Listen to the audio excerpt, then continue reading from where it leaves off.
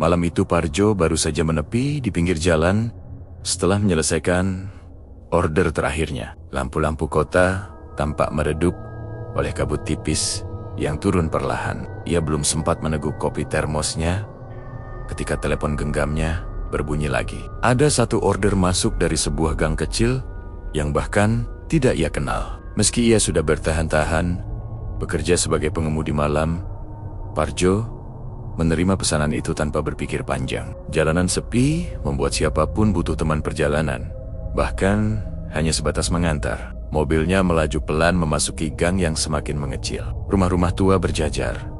Sebagian berpagar bambu, sebagian lainnya gelap, seolah tidak dihuni. Hanya satu rumah di ujung gang yang tampak memiliki cahaya. Di titik jemput, berdirilah seorang laki-laki muda berkulit pucat, berpakaian sederhana, dengan tas kecil disandangkan di bahu. Itulah Gopal. Tatapannya lembut, tetapi ada sesuatu yang samar dalam raut wajahnya. Seperti seseorang yang menanggung beban yang tak terlihat. "Mas Parjo ya?" tanyanya pelan. "Iya, betul, monggo naik," jawab Parjo sambil membuka kunci pintu. Gopal duduk di kursi belakang, merapatkan tubuhnya seolah sedang kedinginan. Parjo memperhatikan lewat kaca spion. Ada rasa tidak biasa yang ia rasakan. Tapi tak ingin ia perbesar, "Mas, ke rumah keluarga saya. Lagi ada tahlilan," ucap Gopal lirih. "Oh, semoga acaranya lancar, Mas," balas Parjo sopan. Mobil melaju keluar gang, memasuki jalan raya yang sepi. Sepanjang perjalanan, Gopal lebih banyak diam, menatap keluar jendela, seakan sedang memperhatikan sesuatu yang jauh. Sesekali, ia tersenyum sendiri. Senyum tipis yang entah bermakna syukur atau rindu.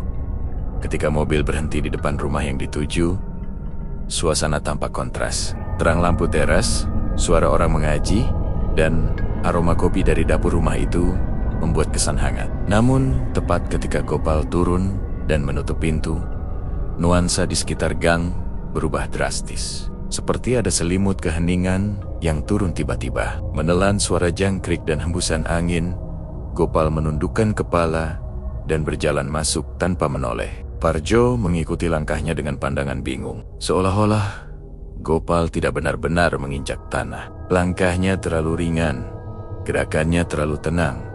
Belum sempat Parjo melakukan apa-apa, seorang pria dari dalam rumah menengok ke arah mobilnya. Wajahnya datar, tetapi matanya sekejap memandang Parjo seperti mengenal mobil itu.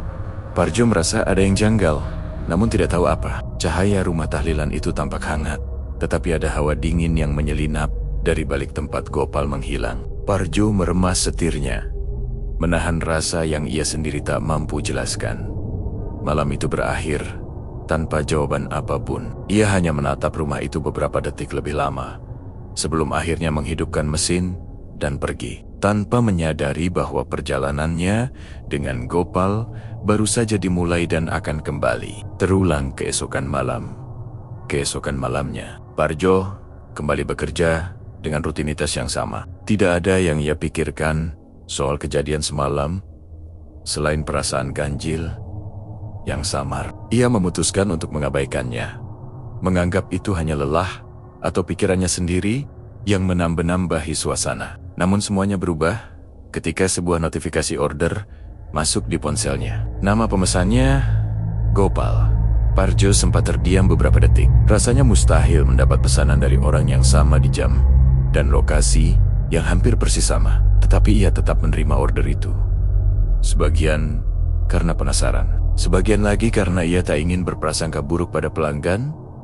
Ketika mobilnya masuk ke gang yang sama, Gopal sudah berdiri di titik jemput.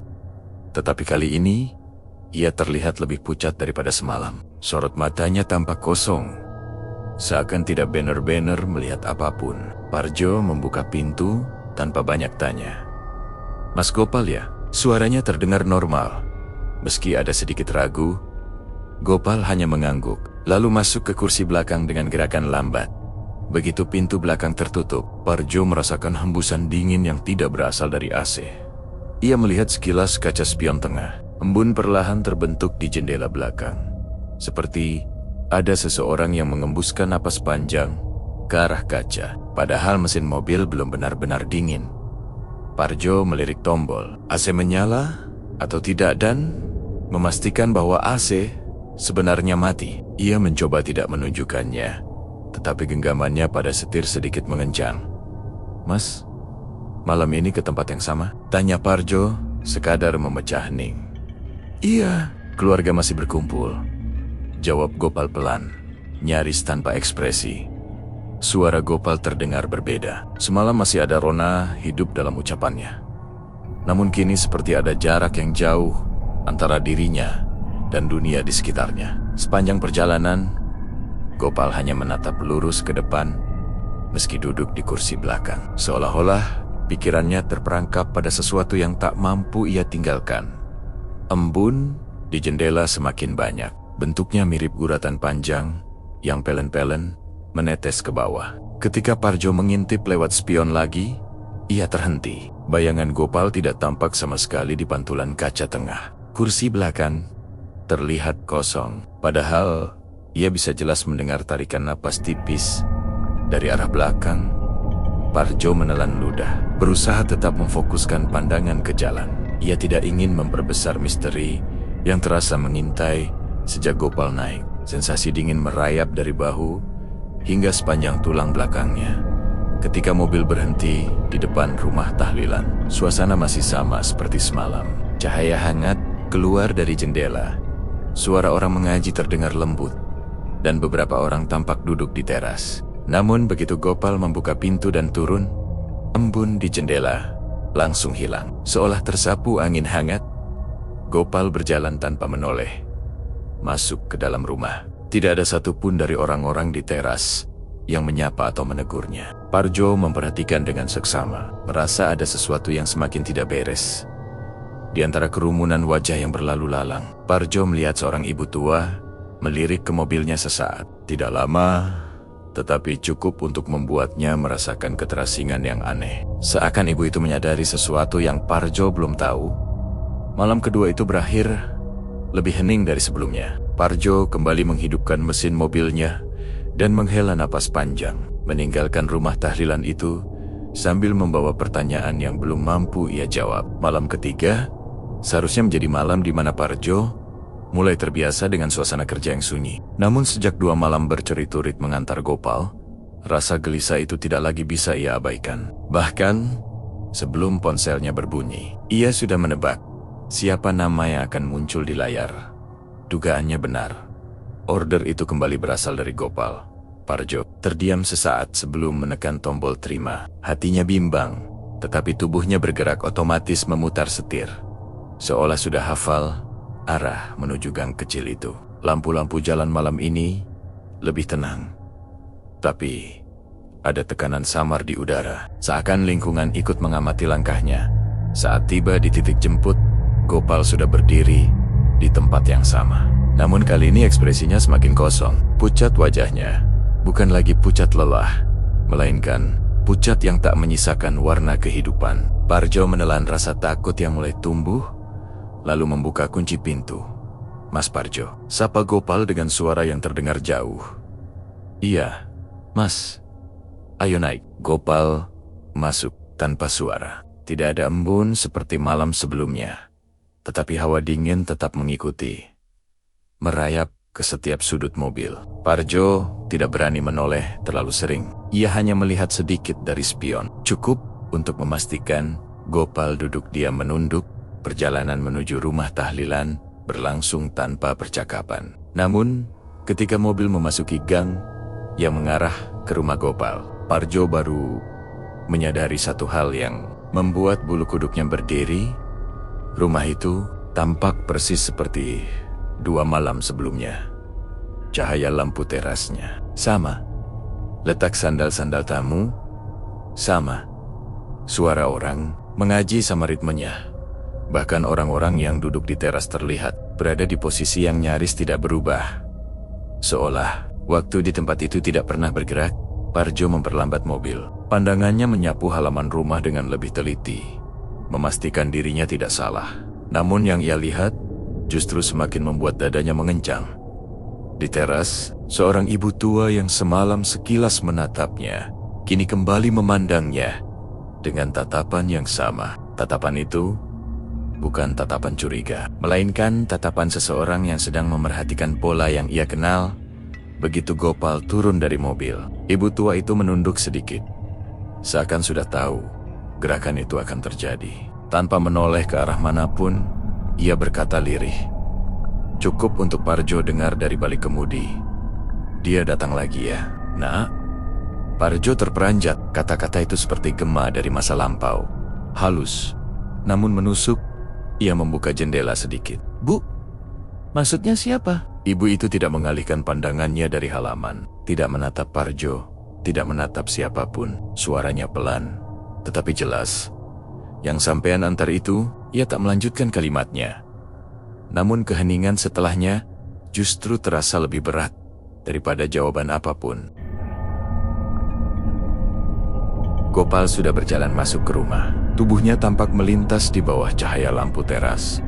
Tetapi bayangannya tidak jatuh ke lantai seperti tamu-tamu lainnya. Gerakannya terlalu lembut, terlalu mengalir, seakan menyatu dengan udara. Parjo hanya bisa memandang dengan campuran bingung dan takut. Ada bagian dari dirinya yang ingin turun dan bertanya lebih jauh. Tetapi ada bagian lain yang memilih mundur.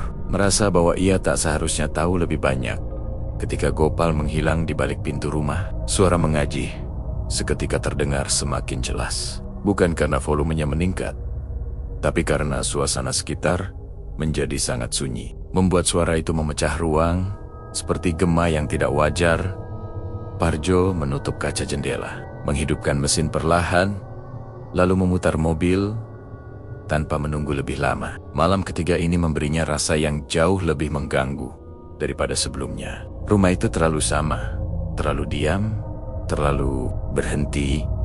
Dan untuk pertama kalinya, Parjo bertanya pada dirinya sendiri, apakah yang ia antar benar-benar seseorang yang masih berada di dunia yang sama dengannya. Malam keempat datang dengan udara yang terasa lebih berat dari biasanya. Parjo sebenarnya sudah berniat untuk pulang lebih awal. Ada rasa tidak enak yang menggelayuti pikirannya sejak malam ketiga. Namun, bekerja adalah bekerja. Ia membutuhkan uang, dan pikirannya mencoba menepis segala bayangan aneh yang tertinggal dari 3 malam sebelumnya.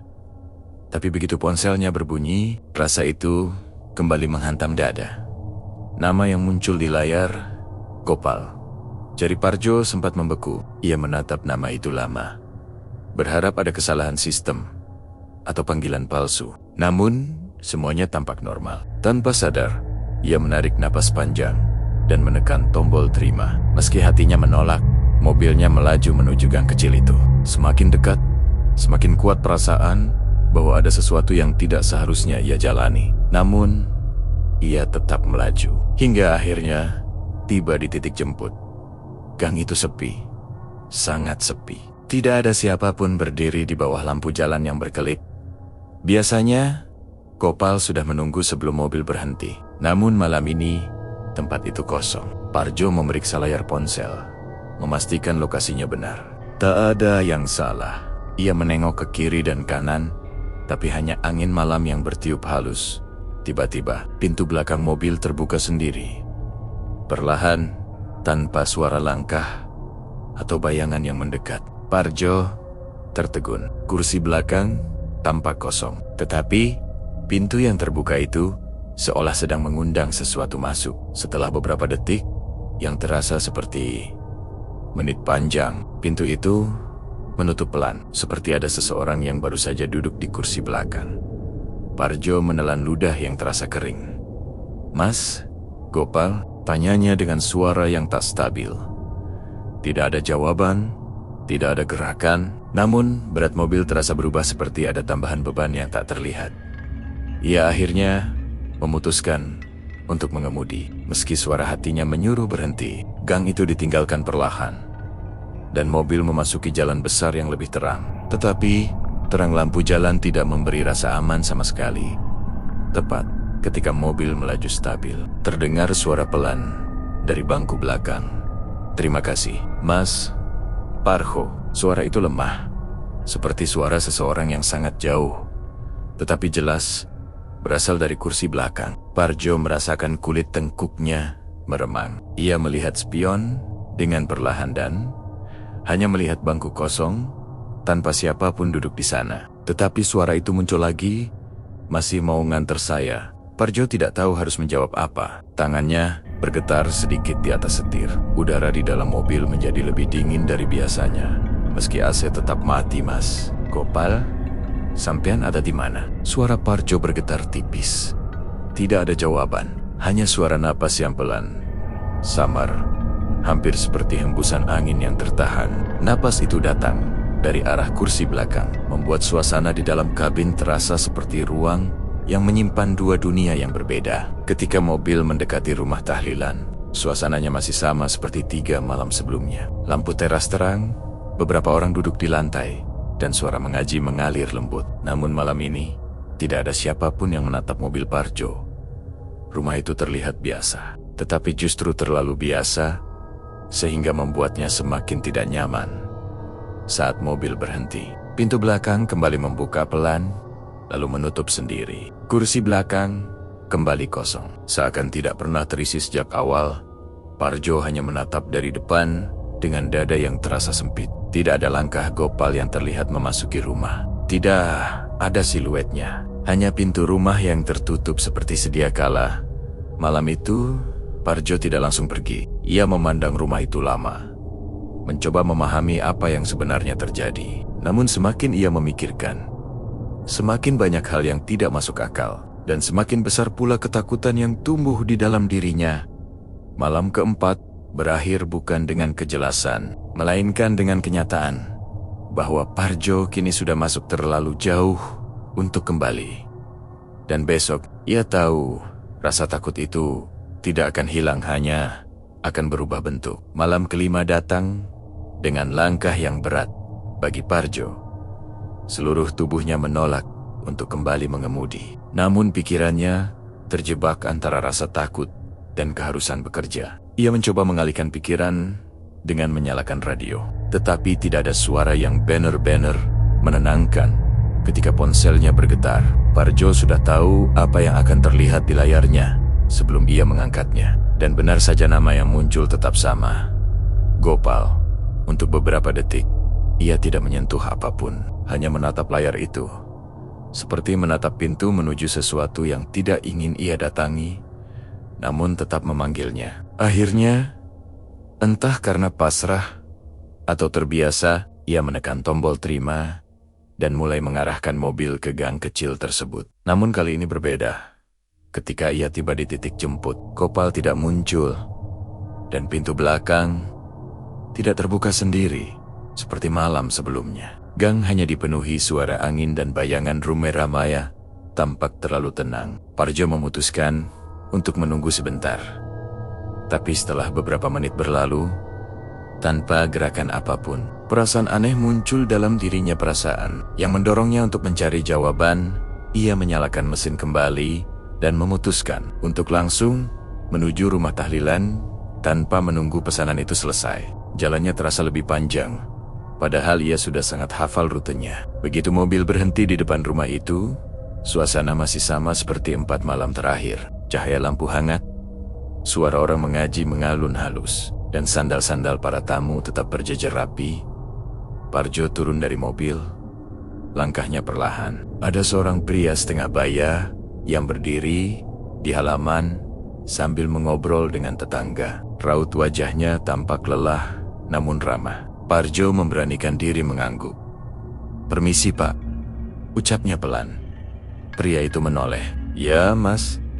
Ada perlu?" "Saya mau nanya, ini rumah yang lagi tahlilan ya?" Pria itu tampak sedikit heran, tetapi tersenyum tipis. "Iya, sudah dari beberapa hari kemarin." Parjo menelan ludah sebelum bertanya lagi. "Tahlilan untuk siapa, Pak?" Pertanyaan itu membuat pria itu diam sesaat. Wajahnya berubah menjadi lebih sendu. "Untuk Gopal," jawabnya pelan. "Anak muda yang tinggal di sini. Meninggal seminggu lalu." Parjo merasa sesuatu dalam dirinya runtuh. Tapi pria itu belum selesai. Kasihan Mas, anaknya baik. Banyak orang sayang sama dia. Nama itu, wajah itu, suara itu semuanya sesuai dengan orang yang ia antar 4 malam berturut-turut. Parjo merasakan dunia di sekitarnya memudar sejenak. Ia mengintip ke teras, dan di sana ia melihat sebuah bingkai foto berukuran sedang. Wajah di dalam foto itu tersenyum lembut. Itu adalah Gopal. Gopal yang sama persis dengan penumpangnya. Parjo mendekat perlahan, memastikan bahwa matanya tidak menipunya. Namun tidak ada keraguan, Pak. Suara Parjo bergetar tipis. Kalau boleh tahu, Gopal meninggal kenapa? Pria itu menghela napas panjang sebelum menjawab.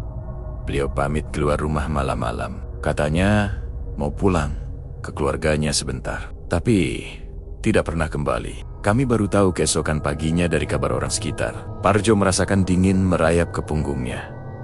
Pria itu menatapnya lebih lama. Kenapa Mas? Sampean kenal sama Gopal? Parjo tidak mampu menjawab jujur. Ia hanya menggeleng pelan. Enggak Pak, cuma nanya. Namun matanya masih terpaku pada foto itu. Seakan wajah Gopal dalam foto sedang memandang balik ke arahnya, mengucapkan sesuatu tanpa suara. Ada kesedihan yang tidak bisa dijelaskan, dan Parjo merasakan kehadirannya begitu dekat. Malam itu, ia kembali ke mobil dengan langkah gontai. Tidak ada pesanan, tetapi berat mobil terasa seperti ada seseorang yang duduk di bangku belakang diam, menunggu. Dan kini Parjo tahu siapa yang telah ia antar selama 4 malam terakhir. Bukan penumpang biasa, bukan orang yang sedang menuju rumah tahlilan, tetapi seseorang yang sedang pulang ke rumah, tempat namanya sedang didoakan. Parjo menghabiskan sore itu dengan perasaan yang tak menentu. Sejak malam sebelumnya, ia tidak lagi bisa membohongi dirinya sendiri. Setiap perjalanan bersama Gopal selalu meninggalkan tanda yang tak bisa dijelaskan secara wajar. Embun tanpa sebab, bayangan tanpa arah cahaya, dan rumah yang tak berubah.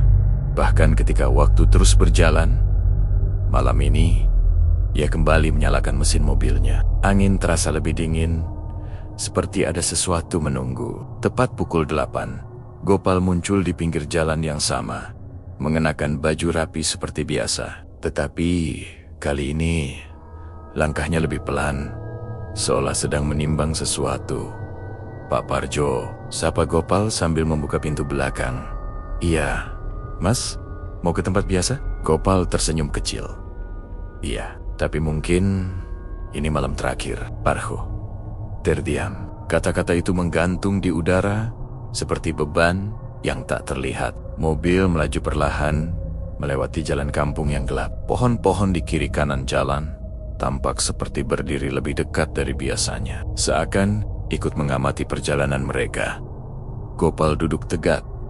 Tangannya saling menggenggam di pangkuan. Ada kegelisahan yang tak berusaha ia sembunyikan. Mas, sebenarnya tahlil itu untuk siapa? Tanya Parjo akhirnya. Meski suaranya sedikit bergetar, Gopal menatap ke depan. Tidak langsung menjawab. Untuk seseorang yang dekat dengan saya. Jawaban itu membuat udara dalam mobil terasa berat. Parjo ingin bertanya lebih lanjut, tetapi bibirnya tak mampu membuka. Hanya mesin mobil yang mendengung pelan, mengisi kekosongan.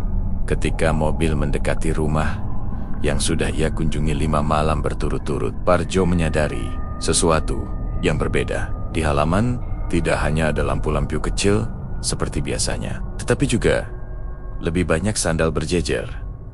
Tanda bahwa malam itu lebih banyak orang berkumpul. Aroma bunga melati tercium samar, mengalir bersama angin. Gopal menunduk sebelum turun. Terima kasih sudah antar saya setiap malam. Parjo menelan ludah. Besok, Mas, masih dijemput? Gopal menggeleng pelan. Besok saya sudah tidak perlu dijemput. Ia menutup pintu dengan sangat lembut. Kemudian berjalan menuju rumah yang diterangi cahaya kuning temaram. Langkahnya tidak menimbulkan suara apapun. Para tamu di teras tampak tidak menoleh ke arahnya, seakan mereka tidak melihatnya. Parjo menyaksikan itu semua dengan dada mengencang. Ia ingin memanggil, tetapi suaranya terkunci. Dalam cahaya lampu, sosok Gopal semakin memudar setiap kali ia melangkah mendekati rumah itu. Hingga akhirnya, saat mencapai ambang pintu, ia terlihat seperti bayangan tipis dan perlahan menghilang begitu saja. Parjo terperangah. Kedua tangannya menggenggam erat setir. Rumah itu berdiri sunyi dalam keramaian. Tidak ada Gopal yang kembali muncul. Tidak ada tanda kehadirannya. Hanya suara seorang bapak dari dalam yang terdengar samar. Almarhum Gopal memang baik orangnya. Semoga malam tahlil ke-6 ini membawa ketenangan. Parjo memejamkan mata, mencoba memahami apa yang baru saja ia lihat. Malam ke-6 itu menutup perjalanannya bersama penumpang yang sebenarnya tidak pernah benar-benar kembali ke dunia ini. Dan ia tahu perjalanan berikutnya hari ke-7 akan menjadi jawaban yang selama ini ia takutkan. Pagi hari ke-7, Parjo terbangun lebih awal dari biasanya. Ia tidak mimpi apa-apa, namun perasaannya gelisah, seolah ada yang mengetuk batinnya berkali-kali. Sudah 6 malam ia mengantar Gopal ke rumah tahlilan yang tak pernah benar-benar berubah. Dan malam sebelumnya, ia melihat sendiri bahwa sang penumpang menghilang saat memasuki rumah itu. Sejak saat itu, udara di sekitar Parjo terasa lebih berat. Ada rasa kehilangan yang aneh, padahal ia baru mengenal sosok itu selama 6 malam. Menjelang sore, Parjo memutuskan untuk kembali ke rumah tahlilan tanpa menunggu jemputan. Sesuatu dalam dirinya mendorongnya untuk datang. Meski ia sendiri tidak yakin apa yang ingin dicari, jalanan menuju rumah itu terasa berbeda, lebih lengang, lebih sunyi, seakan seluruh kampung sedang menahan napas. Ketika ia sampai, rumah tersebut terlihat lebih ramai dari sebelumnya. Banyak tamu yang duduk di teras. Sebagian berdoa, sebagian mengobrol pelan. Wajah-wajah mereka muram, namun sama sekali tidak ada ketakutan. Parjo mengumpulkan keberanian dan berjalan mendekat. Ia mencoba menyapa seorang bapak paruh baya yang sedang menata kursi. "Permisi, Pak, ini tahlilan untuk siapa ya?" Bapak itu menatap Parjo beberapa detik, lalu menjawab dengan suara lembut, "Untuk Gopal." "Nah, malam ini malam ke-7. Nama itu membuat napas Parjo tertahan. Ia sudah menduganya, tetapi mendengarnya langsung terasa seperti pukulan yang merontokkan segala keraguannya. Mas Gopal meninggal. "Kapan, Pak?" "7 hari lalu," jawab si bapak dengan ekspresi sedih. "Kisela, Han, waktu itu sedang dalam perjalanan pulang. Orangnya suka membantu. Banyak yang kehilangan." Parjo tak sanggup berkata apapun. Kata-kata itu menegaskan bahwa selama 6 malam, ia benar-benar mengantar seseorang yang sudah tidak hidup. Sambil menahan gemetar, ia memandangi halaman rumah. Di sudut teras, sebuah foto bertuliskan nama Gopal dipajang di meja kecil. Foto itu menampilkan senyum Gopal yang tenang, senyum yang sama seperti yang dilihat Parjo setiap kali penumpang itu naik ke mobilnya. Tanpa sadar, Parjo berbisik lirih, "Mas, apa yang sebenarnya kau cari?" Seakan mendengar angin berembus pelan, menggoyang tirai jendela. Parjo merasakan kehadiran yang familiar, namun kali ini tidak menakutkan, lebih seperti sapaan perpisahan. Ia duduk sebentar di teras, mengheningkan diri bersama para tamu lain. Tidak ada lagi pertanyaan yang harus ia jawab. Tidak ada lagi ketidakpastian tentang siapa yang ia antar selama seminggu terakhir. Gopal datang bukan untuk menakuti, ia hanya ingin pulang. Setidaknya sampai malam ke-7, ketika doanya disempurnakan. Dan Parjo tanpa ia duga telah menjadi bagian dari perjalanan itu. Saat hendak pulang, Parjo memandang halaman rumah untuk terakhir kalinya. Entah mengapa, ia merasa senyum kecil seseorang mengikutinya sampai ia masuk ke mobil. Lalu perjalanan itu pun berakhir. Setelah malam ke-7 itu, Parjo tidak pernah lagi menerima panggilan dari penumpang misterius di pinggir jalan. Mobilnya yang dulu sering berembun, kini kembali normal. Jalan yang ia lalui pun terasa seperti sedia kala, tanpa bayangan atau suara asing. Namun setiap kali ia melewati rumah tahlilan tersebut, hatinya terasa lebih hangat daripada takut. Ia selalu teringat pada sosok Gopal penumpang yang datang tepat waktu, duduk dengan sopan, dan tidak pernah meminta lebih dari sekadar diantar pulang. Suatu malam, ketika Parjo mengantar penumpang lain melewati jalan itu, ia terlihat tersenyum kecil pada dirinya sendiri. Dalam hidup, ada perjalanan panjang yang tidak selalu bisa dilihat dengan mata, dan Parjo pernah menjadi saksi dari perjalanan yang tidak dimulai di dunia ini, namun berakhir dengan ketenangan. Dan cerita itu, bagi Parjo, tidak akan pernah benar-benar hilang.